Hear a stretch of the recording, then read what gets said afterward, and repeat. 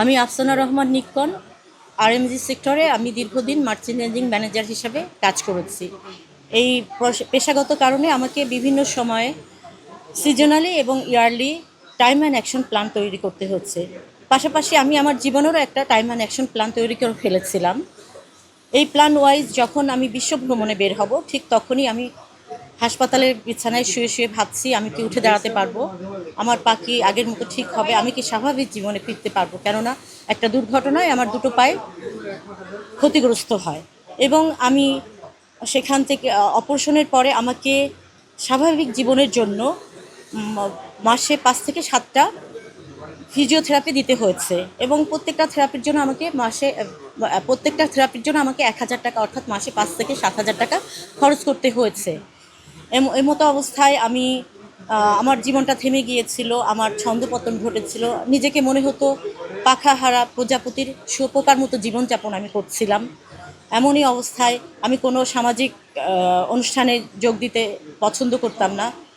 ঠিক এমন সময় বসুন্ধরা এলাকাবাসীর সুস্বাস্থ্যের কথা চিন্তা করে বসুন্ধরা অথরিটি এক্সপিরিয়েন্স ট্রেনার দ্বারা এবং কোয়ালিফাইড ট্রেনার দ্বারা একটি ফ্রি যোগা সেন্টার খুলেন এবং সকাল বিকাল দুবেলা ফ্রি অফ কস্টে ট্রান্সপোর্টের ব্যবস্থা করেন।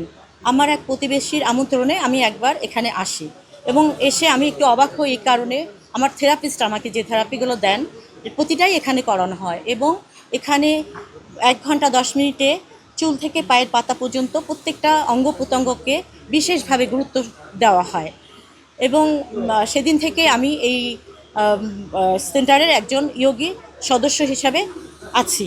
9 মাসে আমি কোনো মেডিসিন ছাড়া যেগুলো আমি বেনিফিটেড হচ্ছে, যেসব শারীরিক এবং মানসিকভাবে, সেগুলো একটা হচ্ছে আগের থেকে আমি অনেক ভালো চলাফেরা করতে পারি। যেমন প্রতিদিন আমি 46টা সিঁড়ি ওঠানামা করি।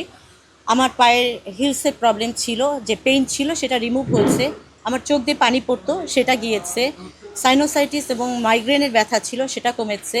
অনিদ্রা চলে গিয়েছে এবং সর্বোপরি যে কথাটা না বললেই নয়, সেটা হচ্ছে এই যান্ত্রিক সমাজে যখন আমরা সামাজিক যোগাযোগ রক্ষা করতে ভুলে গিয়েছি, ঠিক তখনই আমরা যোগীরা একে অন্যের ভালো বন্ধু হতে পেরেছি এবং আমরা একটি পরিবারের সদস্য হিসাবে আমরা এখানে আছি।